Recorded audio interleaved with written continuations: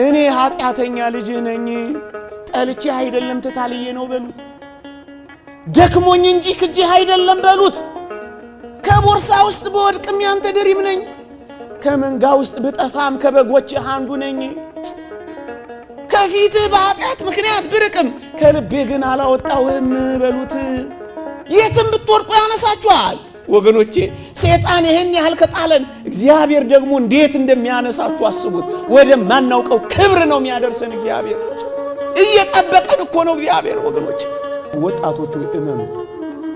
ሲያሳፍራችሁ ይሁት እግዚአብሔር ማንን አሳፍሮ ያውቃል አብርሃም ነው በድህነት ተንከራቶ በባለጠግነት አልመለሰው